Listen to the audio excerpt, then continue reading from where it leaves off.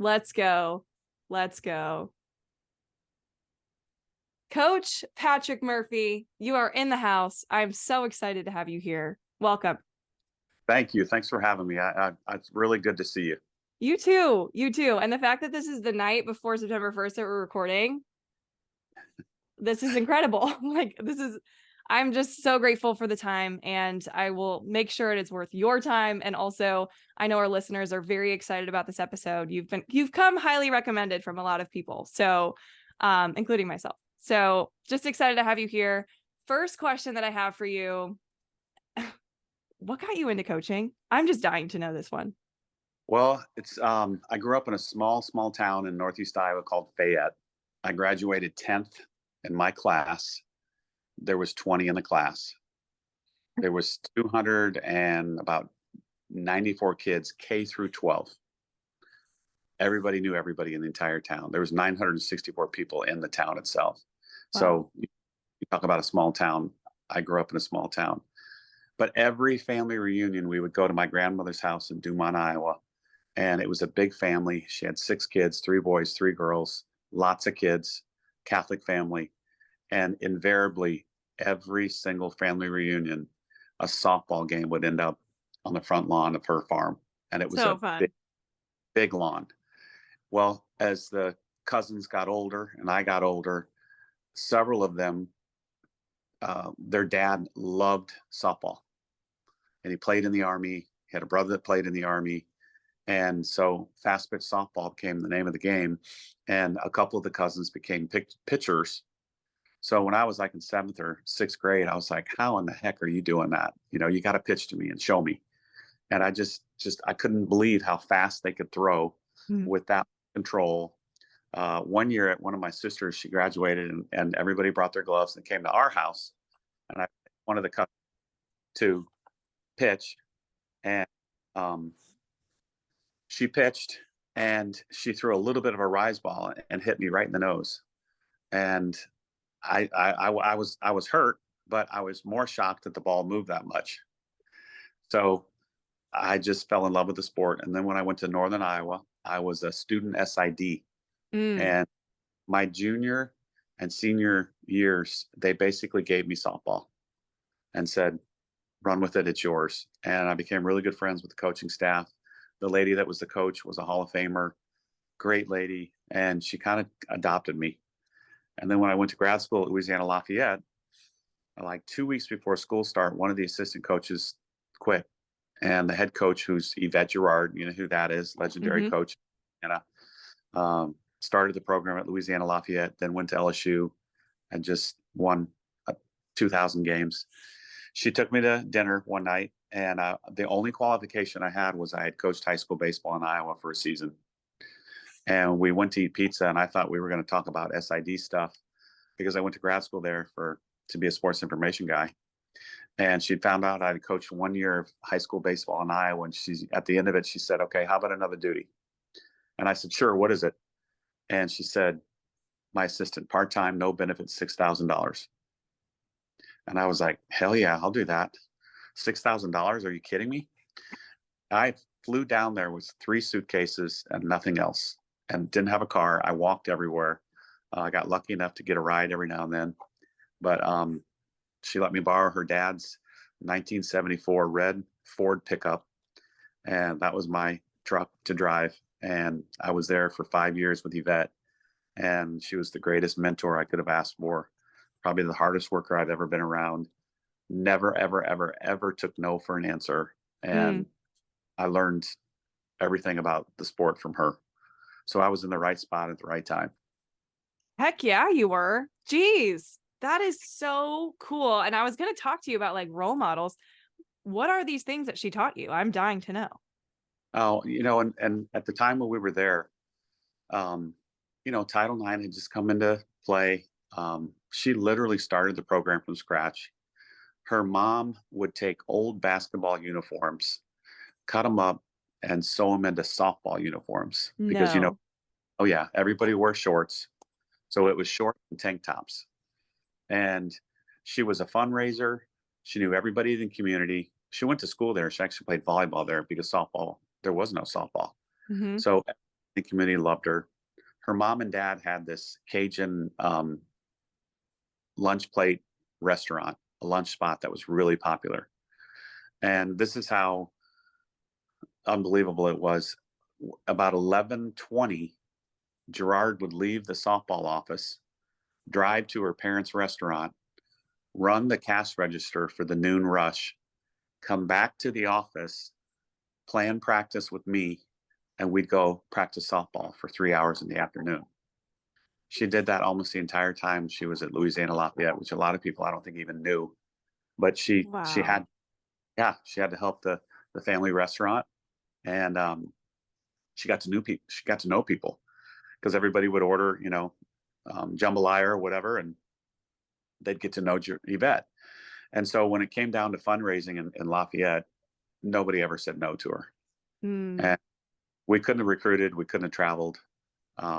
It just was a really cool time. And I think it probably helped me more than anything else because I didn't step into something that was already store bought. It was homemade. mm. Started from scratch. She started it from scratch, and it just went from there. And we had to do everything. We were the grounds crew. I was the SID the whole time I was there, an assistant coach and an SID, and the fundraisers, everything. So that was probably the best thing about it. I learned everything about intercollegiate athletics. That makes a whole lot of sense. From being an outsider, me looking in, I know you have built such a strong community within the team, culture within the team, but also like I'm watching this Nebraska game last night. I kid you not. And I see what that has built, right? Like what Nebraska volleyball has built for that entire community. And immediately, and not just because I was going to have you on today, I thought of Alabama softball because of how much you have like changed the community around your school based on the work that you do. Like I personally thought of that. I was like, if any softball team in the nation can do what Nebraska did, I feel like it's Alabama. I'd believe me, I'd love to try seriously because Let's go. Bryant Denny Football Stadium seats 101. Mm, So we would break that record, and I would love to break that record. And kudos to everybody at Nebraska. And I'm glad you brought it up because what a night for women's athletics. I'm a firm believer if one team wins, we all win. yes. And whether it's soccer, volleyball, track, gymnastics, I don't care. Women's basketball. If there's something good that happens for a women's sport, we all win because eyeballs are on a female sport. 92,000 people, and they paid. So it was a huge win for women's athletics. So kudos to everybody at Nebraska for pulling that off. Yeah. I literally had a tear in my eye. I was like, this is incredible. And I just think of those little girls that are there and they're like, this is just the expectation, Yep. Yep. It's And I love, goosebumps. yeah, the player with the coach afterwards, they picked the perfect representative because, you know, I think in pregame, she's standing next to Coach Cook and he's kind of looking around like the first time I was in New York City, your chin is up, look everywhere. Yeah. And the player, athlete, looks up to him and says, "You taking it all in, coach?" Yeah, Nobody asked him that, right? exactly. Mm-hmm. Exactly. And just it was a cool moment between student athlete and coach. And it just was a really, really a neat night. Yeah. I'm huge on watching post-game interviews like that for that same reason. Like, because I think you find massive leadership in how they can, talk about their team, not just their self and their performance. And like Montana Fouts comes to mind. Like she talk about a diamond, like someone that has absolutely shined. I have a feeling though, when she walked in freshman year, was she that way, or had she developed it in those 4 years to become that leader, the Uh, outspoken just leader that she ended up becoming? and I'm glad you said that about post game press conferences, but I'm a nerd. I watch when coaches get hired and I watch their hiring press conference. Me Doesn't too. matter, doesn't matter what sport. And so I sit there and I watch it usually on YouTube because they're usually like at 10 a.m. or 1 p.m. Mm-hmm. But I later that night and I sit there and I think, number one, would I want to play for him or her? And number two, would I want to work for him or her? And you can learn a lot about a press conference. I'm right with you there. One of the things that we do, and I'm glad you asked about Montana, we're huge in affirmations. So an affirmation to me is, I'll try to describe it like this: a compliment is a high five. An affirmation is a hug from your grandfather or your grandmother. Mm, There's a right. yeah. I five you, not a big deal. Compliment, you know. I like your hairstyle today, or I like your shoes, something like that. It doesn't go very far with somebody. It's fleeting. But if you affirm a behavior that you absolutely love in someone, that means a lot, and it's going to stick with you. So we have practiced this over and over and over. And I wish you could be in our locker room when I'll come. I'll say, anybody have someone they want to affirm today? And invariably, there's always somebody. And so you have to stand up in front of the classroom. We have a classroom in our clubhouse, and let's say it's Montana, so she'll stand up in front of everybody, and she'll look directly at the person she's affirming, and then it's direct to the point, very specific. Mm, The only thing the person says in return, and you know the answer, is two words: thank you. thank you. Yes. That's it. Not, oh, I don't do that. No, no, which a lot of people do. And then in return, it kind of messes up the affirmer, right? Because she poured her heart out to you, and then all you say in return is thank you. And they learn to take a compliment. They learn to take an affirmation.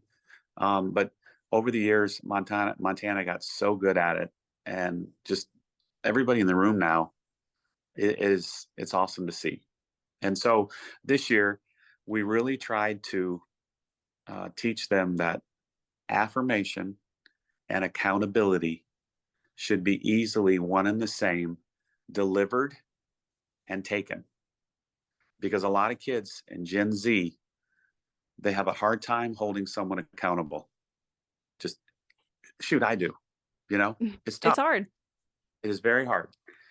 So we start with the affirmation, and it comes from the heart. Both receiver and affirmer have goosebumps. Okay, but the coolest part about it is everybody else in the room does too, and they're not even involved. You know, they are sitting there listening, but they have a shot of dopamine going through their body like nothing else, right? Hmm. So when you affirm somebody, it means a lot.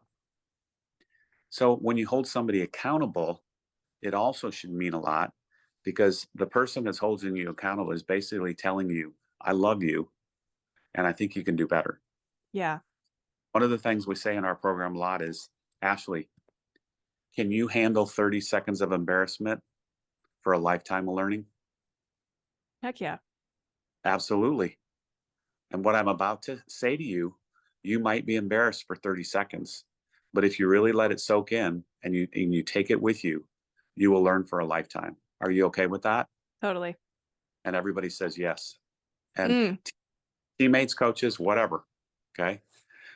Are you okay with 30 seconds of embarrassment for a lifetime of learning?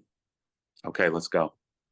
And it's tact and tone yes. are the two words that you really have to remember when you hold somebody accountable. Now, if it's in the heat of a game and it's, 4,000 people are watching and something happens, you might raise your voice, right? It might be quicker. It might be a little bit snappier, whatever it is. You have to realize where we're at, and what the situation is. But in a classroom setting, in a practice setting, in a weight room setting, in a Starbucks setting, off the field, tact and tone comes first. So this year, especially, the accountability and the affirmation, seamless. And I was so proud of this group, because it was probably one of the best groups we've ever had, that it didn't matter if you were affirming or holding them accountable. It wasn't like this big deal. Another thing I say is, can you take the good with the bad? Okay. Can you take good with the bad? Because the affirmation is the good, the accountability is the bad, right? Yeah. Okay. So, and most kids will say, yes, sir. Yes, I can do that. So Just, it was a really good year for both of those A words, affirmation and accountability. Totally. And like, talk about just it all together, it develops trust. And Yeah. so are you doing this from day one? Are you Yes. diving into, okay, so day Oh, one, these things are so, happening and the freshmen are on board. okay. And day one, I'll say we have a couple ground rules that we need to go over in this building.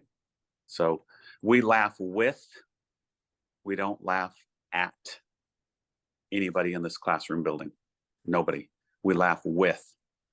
If you're laughing at somebody, you're making fun of them. We Yeah. don't do that. Okay. So we never do that. We laugh with. If somebody screws up in front of everybody, we're laughing with them. We're not laughing at them. And then the second biggest thing is everybody in this room has everybody's else best interests at heart. And until they believe that, we're not going to be a complete team. Once they all believe that Ashley, I have your best interests at heart. I do, about everything. And when you say, Murph, I believe you, it's done. Sky's the limit. We're going to have a great year. Mm. But if there's a bit of reservation from anybody, and I'll say that means coach to coach, coach to player, and player to player. So I'll actually say, look around the room, and everybody in this room has everybody else's best interests at heart, 100%. So I spoke to the Tide growing leaders last night, and it's the freshman and sophomore leaders of all the athletic teams at Alabama, and there was about 55 kids in there. And I gave those two rules to start with. And, you know, I'm not sure how many of them had heard that before, but a couple of them texted me later and said, I'm going to make sure that that happens on my team. So it does, it holds a lot of weight. It gets rid of all kinds of like, did she really, you know, did she say whatever? And then did she mean that? I'm, you know, and all the, you know, how the head starts to, the wheels start turning and turning and turning. And then it becomes, I don't trust her, you know, whatever. So Mm-hmm. that is a big thing in our program. And it just gives players and everyone on the team clarity. Like they know what to expect. And like a player is not going to be able to be successful if they're like second guessing how their coach feels about them. Right. Yep. Um, it's been a process, and, you know, we do a little game. If I feel like everybody's mature enough, secure enough, and they do believe that, you know, everybody has everybody's best interest at heart. So it's a game called Take the Good with the Bad. And you look to the person to your right and you affirm the behavior that you love in them. Okay. So let's say it's Ashley, and I affirm, you practice harder than anybody on the team, and I wish I could go as hard as you. You say thank you. And then you turn to the person to the left. And now you have to tell the person to the left maybe one thing that they could work on. Okay. The whole, the gist of the whole thing is, when I tell the person to my left they need to work on something, what does she have to do to me? Because she's to my right. Mm-hmm. She me something good. Yeah. So instead of thinking of, I can't believe she said that, she has to take that in. Okay. Think about it. And then give this person an affirmation. So That's it's, hard. yes. And when we won the national championship in 2012, we had a circle one day before practice, and we did that. And that team was very, very, very mature. And there was one thing that was said by one of the seniors that year that I 100% believe we won the national championship that day, because she cleared something up. And everybody was on pins and needles for a little bit, like, oh God, what's going to happen here? And the other young lady looked her right in the eyes and said, thank you. No smart ass, you know, eye rolling, nothing. Just thank you. And she got better. Wow. And oh my God, it was just like, my heart was beating, you know, and both of them handled it with so much class. So then the next day, before practice started, I affirmed the behavior of the young lady that was held accountable, because she handled it like an All-American. I mean, you know, because I think too many coaches or teachers, they catch people doing bad things, Yeah. but they don't catch them doing good things, and then they don't say it out loud to everybody in the room. So we try to affirm the really good behavior in front of everybody, because you know what happens, Ashley, is if I affirm the behavior of you that I love, and you have 19 teammates standing around in a circle, they probably won't admit it, but they're thinking, I want him to say that about me Mm-hmm. too, right? Yes. Makes They everybody are. better. Mm-hmm. And then what they're going to do is they're going to try to emulate what you're doing, because Murphy affirmed it. He loves that. Okay, then maybe I should do that too. That's incredible. Okay, so the story of the leader on your team saying thank you, that's sticking with me forever. That's so cool. I wanted to ask you, what characteristics of those leaders on your team, like what do they have? Like, other than this, we talked about, accountability, affirmations. What else do they have that I make think, them such great leaders? well, first is a servant's heart. A servant leader is, to me, an easy definition is, instead of somebody saying, Ashley, what are you going to do for me today?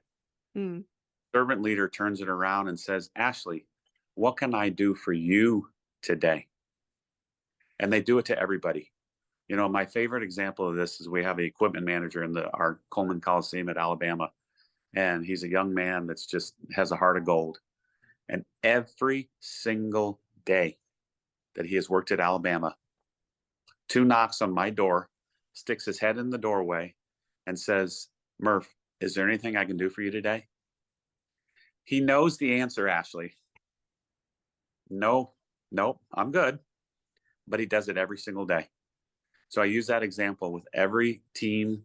Anytime I speak, he is a true servant leader. Okay. He's into the team, not into himself. So number one is probably a servant leader. Number two is somebody that they can trust, because, there's going to be issues with every team. You know that. There's going hmm to be something, the ups and downs of a season, and there's going to be a little bit of, whatever. But they need to have somebody they can go to that is a steel vault with whatever they tell them. So um, we always say the role of leader supersedes that of friend. mm, So you have to be a leader first. Okay. You're going to have these tough conversations sometimes. You are, because if you don't want to, then you're just a friend. But if you really, really want to lead this team, you're going to have to believe that the role of leader is above friend. And not many kids want to do that nowadays. I don't care, no. boys or girls, it doesn't matter. They they just they don't want to deal with that. So it's and I always say leaders are like eagles. You only see one at a time. You never see a flock of eagles on the side of a mountain, right? You True. see one. And a really good team, all you need is one. Firmly believe that. I used to think that everybody could be a leader, maybe, but they don't need to be. Yeah. What you need is one or two, and then a group of hellacious followers. That's what you need. Yeah. So there's a really good video for your listeners. I don't know if you've ever watched it, but it's like 2.5 minutes. You can find it on YouTube, and it's called Leadership Lessons from the Dancing Man. And it's Oh, this I've seen this. I've totally seen this. Go ahead. there's this kid that is in the middle of this concert and starts dancing on a hillside by himself. And then all of a sudden, one kid comes up behind him and starts doing the exact same dance.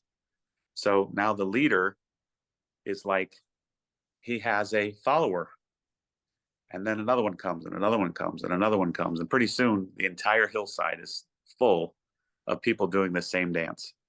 So it took one really good, trustworthy follower to make the first dude the leader, right? Yeah. And so we show it to the senior class every year, and we show it to the freshman class. every year. So it to me, it's a classic, and Yeah. it's one that we show every year. It's so interesting. We always talk about the leader, right? But we never talk about the first follower. Right. But that person's just as important as the leader. Yep. Exactly. This is so good. And it reminds me of just having, I'm sure your national championship teams, they had very few leaders, not few, but like, the ones you're talking about, the Eagles. Yep. But every single person on that team likely had a role and crushed their role and made sure that they were amazing at their own role for the team. Absolutely. 100%. And I try to tell coaches at coaches clinics to, when they go back to have their player parent meetings, at a high school or a summer ball, you do not have to play on the field, on the court, wherever, to help a team win. And every parent thinks that my kid has to be a starter. They Yeah. don't.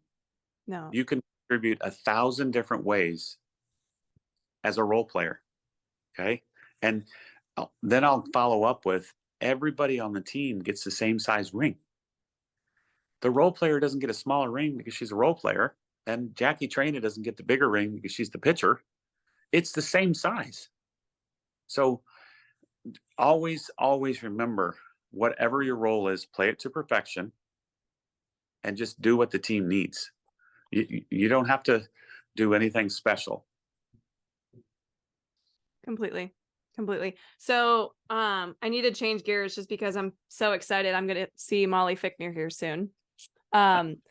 She invited me to be in the celebrity softball game. I was like, Molly, I haven't seen a pitcher live in 6 years. And she's just like, I don't care, you're playing. And I'm like, okay.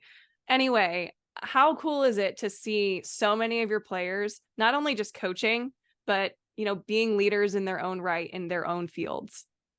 Well, Molly's, and kudos to you for doing that. So I would go. That's going to be awesome. I hope it's not live. That's all I'm asking. Like, I hope they're not streaming it. She could run for mayor of Monroe, Louisiana, and win right now. I'm completely convinced. I believe it. She's raised probably $5 million on her own, built a clubhouse on her own. But just to see her, and I don't know how many are head coaches. Stefan Brakel Prothro is the head coach at Memphis now. Charlotte Morgan, head coach at Cal State Northridge. Kelsey Dunn, head coach at Embry-Riddle. I'm going to forget somebody, but it's unreal to see that many first go into softball, because, I think if they went into softball, they enjoyed their experience, right? Yep.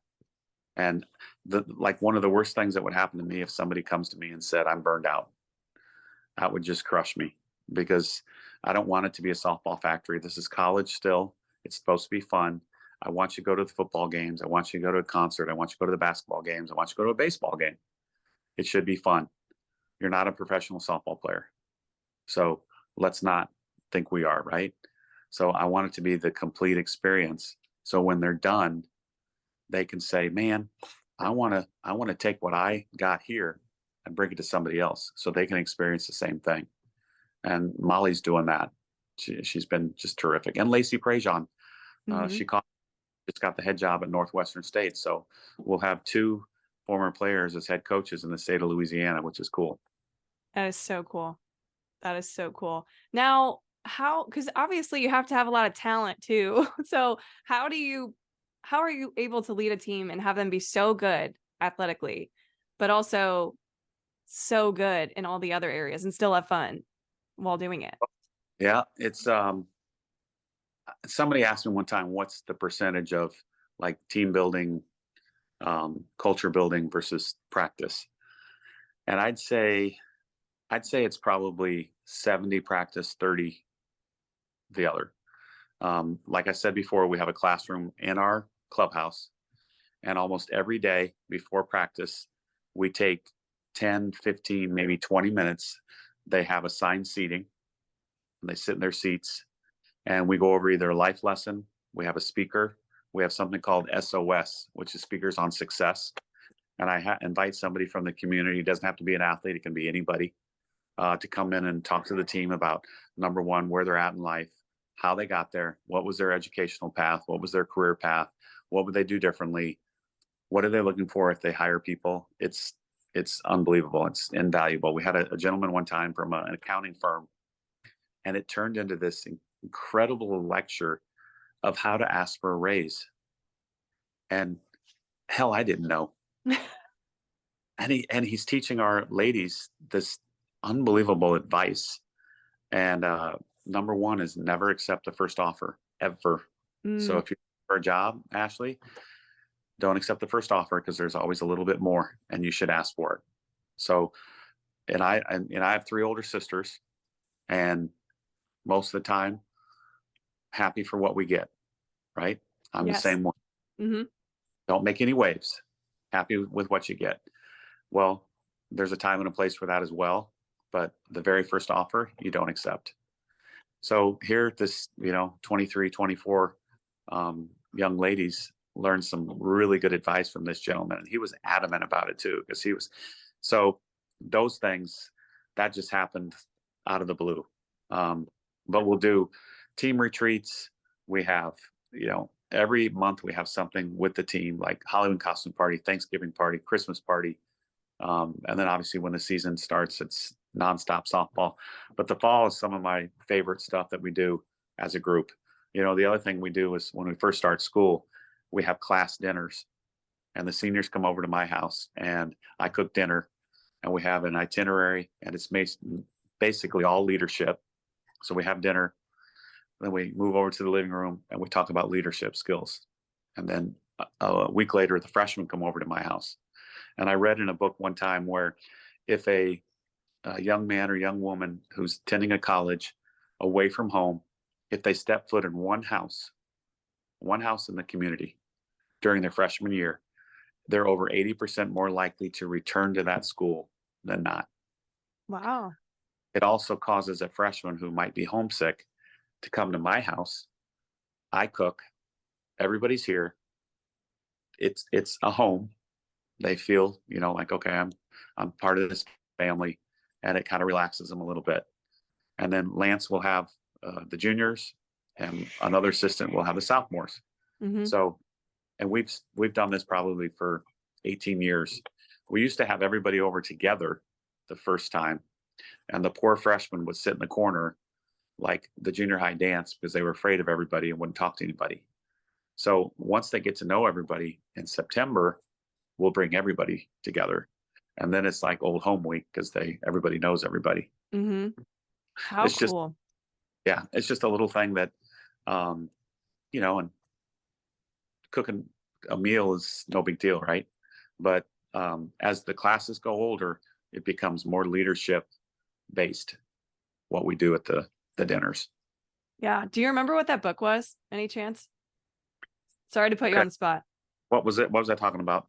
The if the Oh, college student goes to a house, because no, it's I wish okay. I, You don't have to know. yeah. You can text it to me later if you Okay. remember it. I was just curious.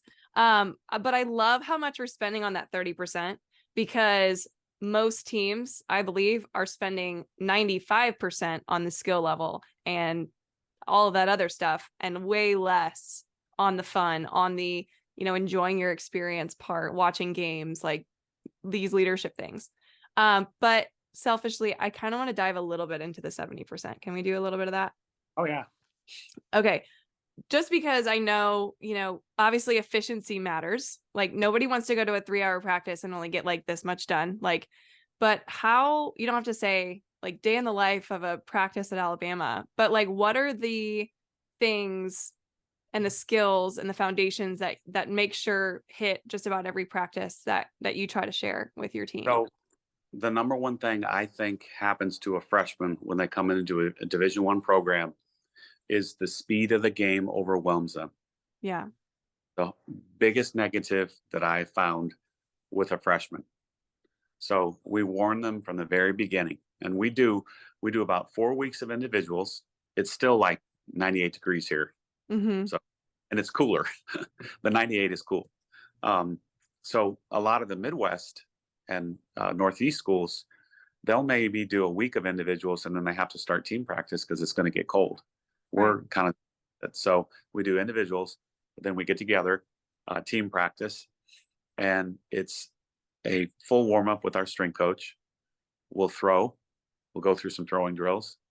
Then we'll do individual defense for about 35, 40 minutes, which every position, Hmm. out catchers, pitchers. Then we'll bring them together with the team defense. And then we start to explain what speed of the game means. And we're going to try to go faster than any game that they'll play in. So I want their head to spin during practice and really have to like, oh my God, I need a break. Because a game then will be slow Piece of cake. Yep. and it won't speed up. And I've learned too throughout the years that if a hitter hits 600 in a practice, they're going to hit about 180 in a game. It has to be more difficult. Hmm. Okay. So we try to, everything is random. Nothing's fixed. A fixed is you put 4 T's in a cage and it's down the middle, down the middle, down the middle, down the middle. Random would be high and in, low and out, low and in, opposite. Different drill in all 3 cages, different spot in the strike zone. That's random.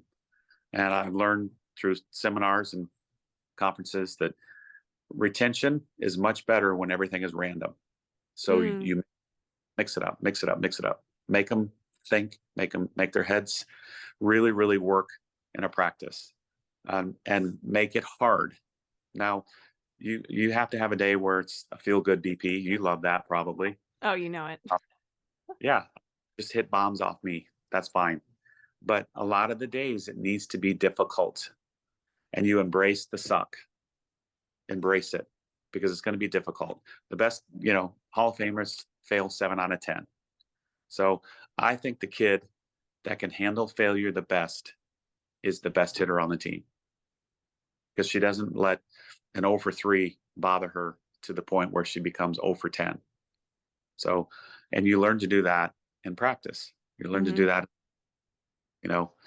Mental toughness doesn't come when you're 4 for 4. Shit, you're happy, right? You think the ball looks like a beach ball. Mental toughness comes in when you're struggling Yeah. or in the weight room. And you really have to dig deep.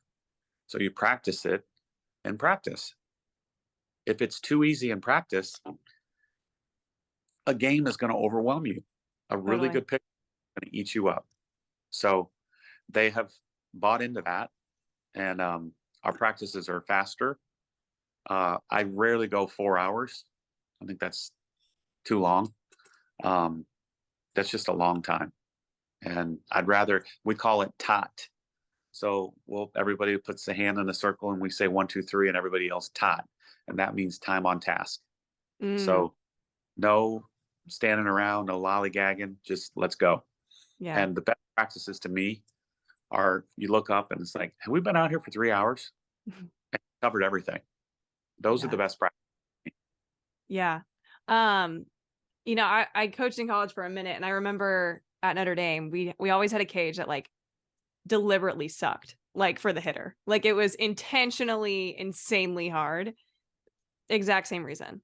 And it's Yep. funny because like the grinders, the hitters that were like, okay, let's go. Like I'm probably going to fail, but I'm going to go at it anyway. Like those are the hitters that are getting the, clutch hit at the end of the game. It's the Yep. one that like jump into it and they're like, okay, it's going to suck, but like, here we go. Like you said, embrace the suck. I should probably name this episode Embrace the Suck. Well, you've given us so much of your time and I am so eternally grateful.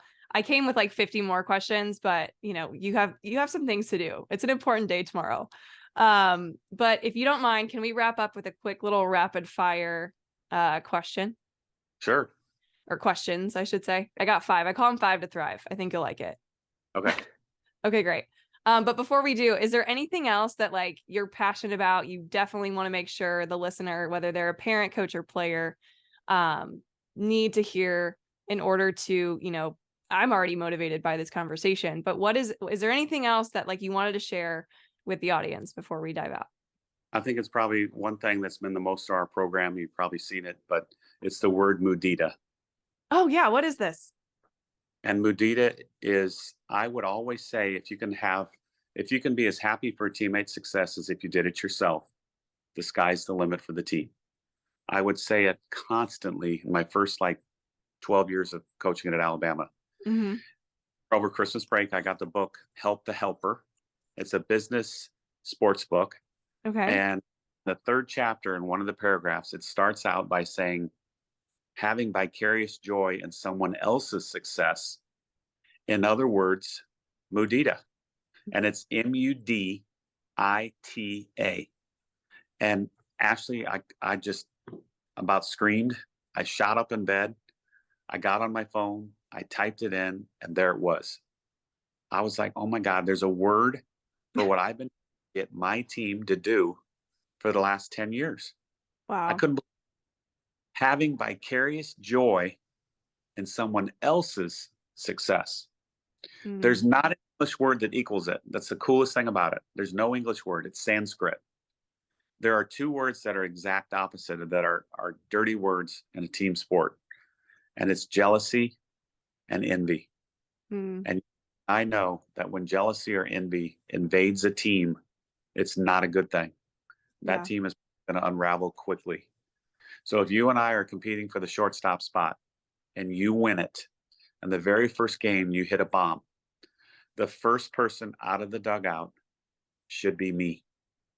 Yes, we competed our asses off against each other for the starting spot. You won. You hit that home run because I helped you get there. Hmm. I pushed you so much that you had to become better than what you thought you could be. There's no jealousy involved. There's no envy. You are happy for someone else's success as if it were your own. And that word, seriously, has meant everything to our program. And it can be taught, it can be instilled. I've seen it, and it's one of the most beautiful things I ever see in a team sport when everybody pulls for everybody else. And you watch the end of baseball this year, Hmm. okay? A couple years ago, when the Atlanta Braves had a great year, Charlie Morton, who's one of the pitchers for the Braves, I love the guy. I don't know him. I love him. Wish I could coach him. He was asked in a press conference what was different this year with the Braves. Charlie didn't know what the hell Mudita was. A lot of people don't. But the reporter said, what's different with the Braves this year? And I love the guy because he took a pause. He didn't blurt out an answer. He was thinking. And he said, you know, I think sometimes the guys are more happy if somebody else succeeds than they do. It's a really cool thing to see. And, I'm watching on YouTube the press conference. I'm like, Charlie, that's Mudita. And he was saying it perfectly, Yeah. knowing what the word is. And Mm. watch the postseason of baseball when somebody gets pinch hit for, and if the guy gets a hit, the dugout goes crazy, including the guy that got pinch hit for. Hmm. And you don't see it a lot in the season because it's a 162 game season. But when everything's on the line, you see it a lot. And Well, sorry, I was about to mention that you did that historically in a very, very tight and exciting Women's College World Series game. You pulled out your All-American slapper. yes, and that was before I even knew it as well. But Yeah.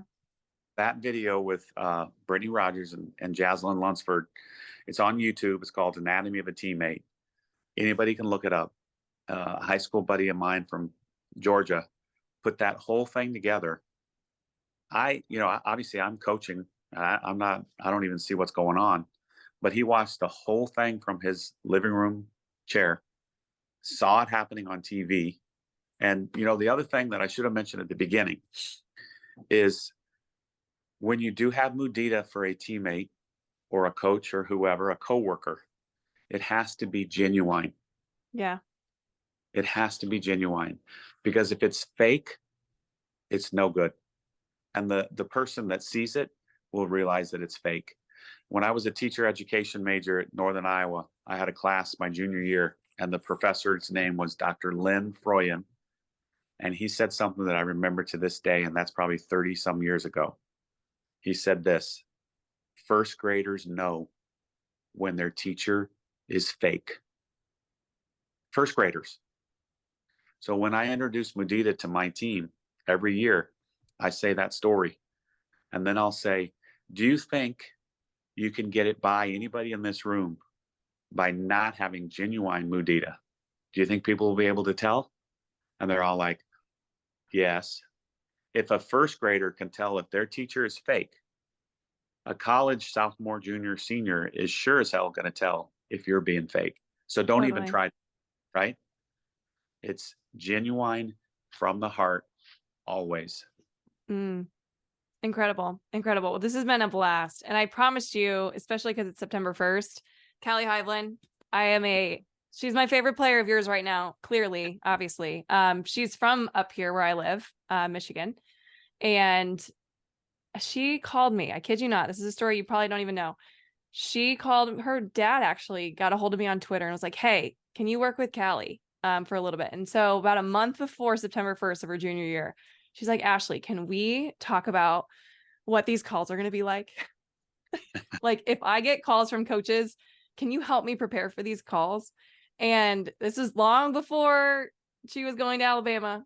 But I just thought it was so neat that she wanted to work on this because she knew she wanted to be prepared.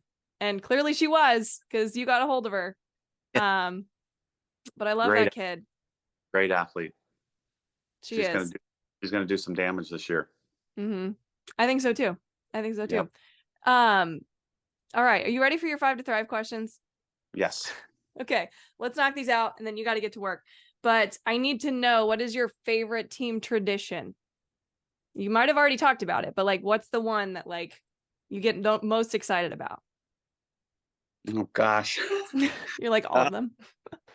Um, I don't know. We do something called phone calls from home, Okay. and I ask the senior parents at a specific time during the school year. I mix it up, but I call them and I say, "Hey, Ashley, I need you to do one more favor for me. You've been awesome parents, but I want you to call my phone."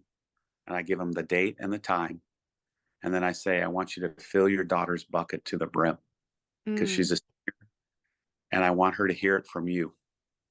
The kicker is we're usually at a gathering with the entire team, and I put them on speakerphone. So when the phone rings, everybody on the team hears the phone call. So the parents are just flowing affirmations constantly to their daughter. Everybody hears it. Obviously, the parent is extremely blessed, the kid is blessed, but then everybody else in the room is also as well. And I think that's probably my favorite night, my favorite tradition that we do. I love that so very much. So very much. All right. How does your team celebrate a huge win?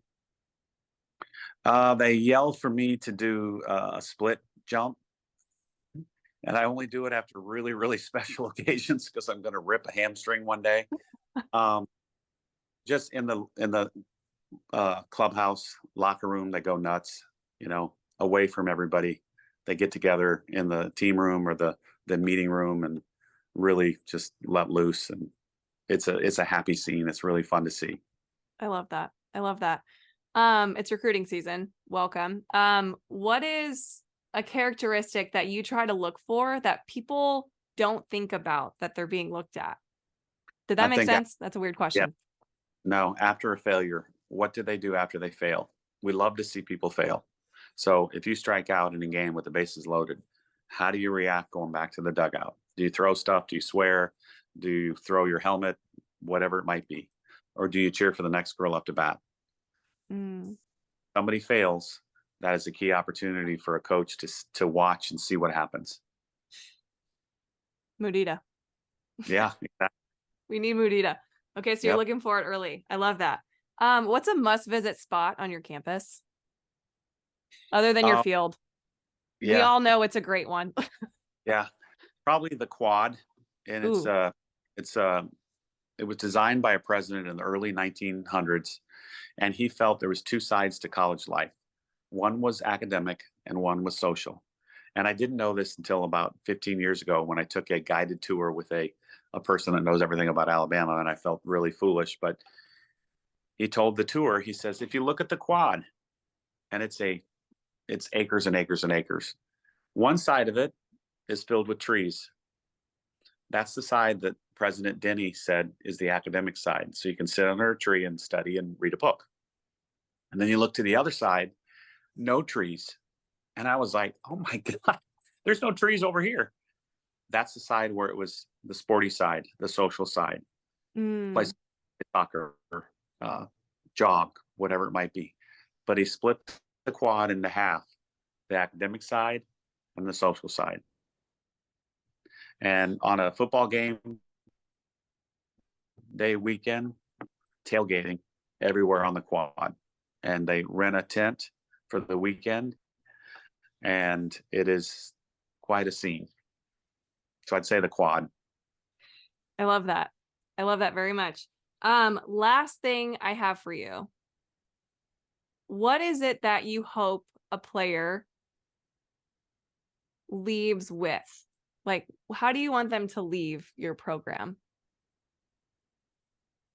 Well, number one would probably be that she realizes that the sooner she realizes in life that it's not all about her, the better off she's going to be. Mm, And she becomes a servant to anything and everything in her life. Um, that would be really cool to see.